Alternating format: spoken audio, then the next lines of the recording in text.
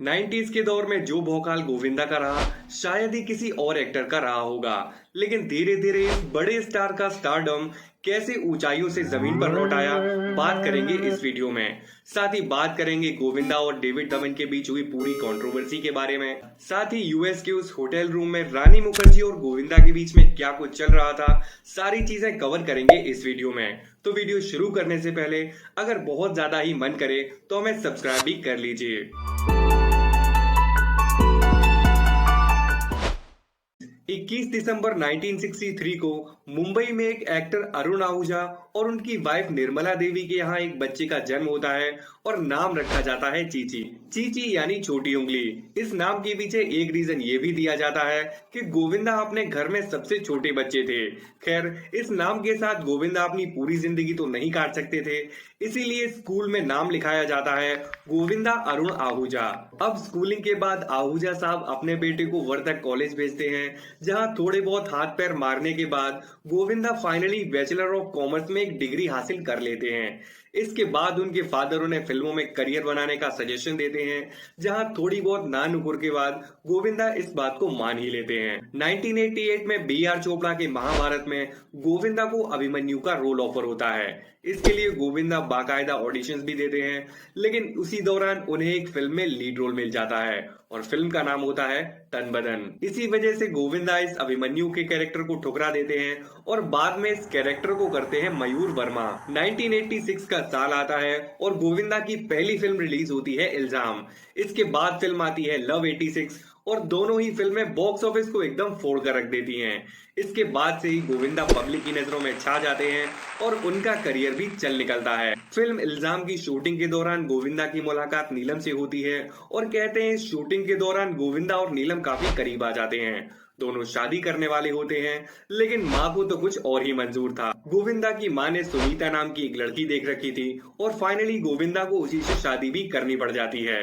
गोविंदा की इस शादी को अगले 4 साल तक छुपाए रखा जाता है ताकि गोविंदा के करियर पर किसी तरीके का नेगेटिव इम्पैक्ट ना पड़े। इसके बाद शोला और शबनम खुदगर्ज जैसी फिल्में भी आती हैं, जो एक के बाद एक बॉक्स ऑफिस पर हिट भी रहती हैं। गोविंदा को 1993 में पहली फ्लॉप का स्वाद लगता है जब उनकी फिल्म रिलीज होती है तेरे पायल मेरे गीत।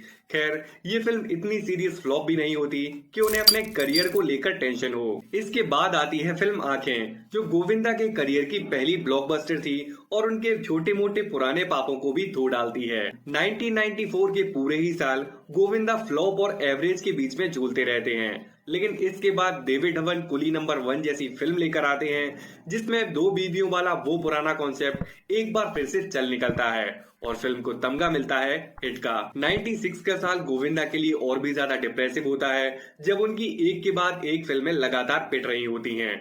इसी दौरान बनारसी बाबू, गैम्बलर और छोटे सरकार आती है, जो एक के बाद एक बड़ी फ्लॉप होती हैं। अब गोविंदा को एक बड़ी हिट फिल्म की दरकार थी और इसी दौरान प्रकट होते हैं डेविड धवन। डेविड धवन की फिल्म आती है हीरो नंबर 1 और बॉक्स ऑफिस को एकदम फोड़ कर रख देती है। यहीं से डेविड धवन को समझ आ जाता है कि गोविंदा के साथ करिश्मा कपूर का कॉम्बिनेशन ले लो और नाम में नंबर 1 लगा दो, फिल्म एकदम चल निकलेगी। डेविड धवन का ये नंबर 1 वाला कॉन्सेप्ट काफी चल रहा था और इसी दौरान कीर्ति आजाद लेकर आते हैं फिल्म आंटी नंबर 1। इसमें उनके साथ रवीना टंडन भी थी और फिल्म भी काफी एंटरटेनिंग थी, लेकिन ये फिल्म बॉक्स ऑफिस पर पानी भी नहीं मांगती। इस फिल्म के फ्लॉप होने के बाद डायरेक्टर्स को एक बात तो समझ आ जाती है कि बेटा ये नंबर 1 वाला कॉन्सेप्ट केवल और केवल डेविड धवन ही बना सकता है। इसके बाद डेविड धवन एक और फिल्म लेकर आते हैं, नाम होता है छोटे मियाँ बड़े मियाँ।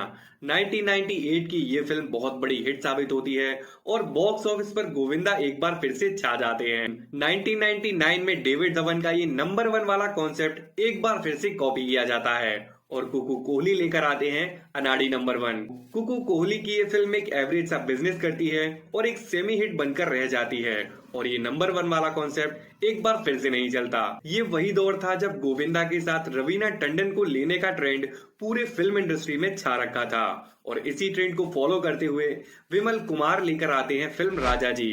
इसके पहले 2-4 दिन के कलेक्शन देखकर ही लग जाता है कि फिल्म फ्लॉप होने वाली है और फाइनली फिल्म का वर्डिक्ट भी फ्लॉप ही आता है। इन छोटी मोटी असफलताओं से गोविंदा के करियर को कोई खास फर्क नहीं पड़ता और इसी दौरान गोविंदा की हम तुम पे मरते हैं, हसीना मान जाएगी, हद कर दी आपने जैसी फिल्में ठीक ठाक कमा खाकर निकल जाती हैं, लेकिन हद तो तब हो जाती है जब 2000 का साल गोविंदा के लिए काफी खराब साबित होता है और उनकी एक के बाद एक 4 फिल्में लगातार फ्लॉप होती हैं। साल 2000 में ही गोविंदा की शिकारी, जोरू का गुलाम और जिस देश में गंगा रहता है एक के बाद एक बड़ी फ्लॉप होती हैं। साल 2000 में ही एक फिल्म हद कर दी आपने के दौरान गोविंदा की मुलाकात रानी मुखर्जी से होती है और इसके बाद दोनों की फिल्में एक के बाद एक लगातार आती हैं। लेकिन इसके बाद कहा तो ये भी जाता है कि 2002 में आई एक फिल्म प्यार दीवाना होता है के दौरान दोनों का लव एंगल एकदम पीक पर होता है। कुछ न्यूज़पेपर्स की भी मान लें तो कहा तो ये तक गया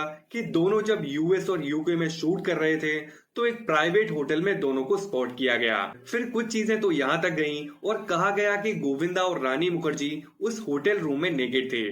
खैर इस बारे में ना तो कोई प्रूफ है और ना ही किसी की पर्सनल लाइफ में इतना घुसना चाहिए। खैर इस इंसिडेंट के बाद कुछ न्यूज़पेपर्स ने तो ये भी छापा कि गोविंदा का घर टूटने तक की नौबत आ गई थी, लेकिन गोविंदा ने एक बार फिर से जैसे वो अपनी फिल्मों में चीजों को मैनेज करते हैं घर भी उसी तरह से मैनेज कर लिया।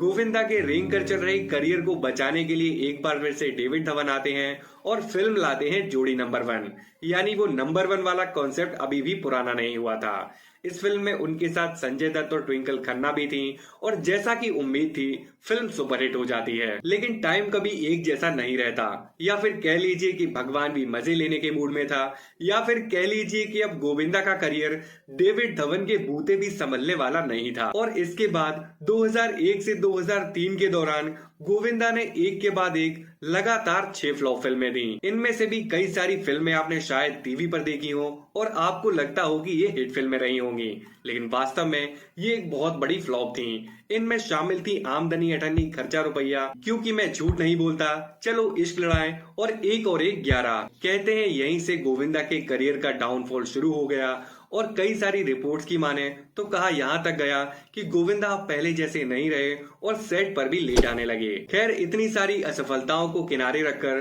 गोविंदा 2004 में इंडियन नेशनल कांग्रेस ज्वाइन करते हैं और बीजेपी के राम नायक को 50,000 वोटों से हराकर मेंबर और पार्लियामेंट का चुनाव जीत जाते हैं। गोविंदा अपने एमपी टेन्योर के दौरान पार्लियामेंट में काफी इनएक्टिव रहे, जिसके लिए उन्हें काफी सारा क्रिटिसाइज भी किया जाता और फाइनली 2008 में उन्होंने मेंबर ऑफ पार्लियामेंट से इस्तीफा दे दिया और इसके बाद अपनी पार्टी इंडियन नेशनल कांग्रेस को भी छोड़ ही दिया। पॉलिटिक्स छोड़ देने के बाद गोविंदा एक बार फिर से फिल्मों में कंटिन्यू करते हैं, लेकिन जानकर थोड़ी हैरानी हो सकती है कि 2003 से 2006 के दौरान उनकी एक भी फिल्म रिलीज नहीं होती, यानी ये 3 साल वो यहाँ भी इनएक्टिव रहते हैं। 2006 में प्रियदर्शन की फिल्म भागम भाग आती है, जिसमें उनके साथ तनुश्री दत्ता और अक्षय कुमार भी थे।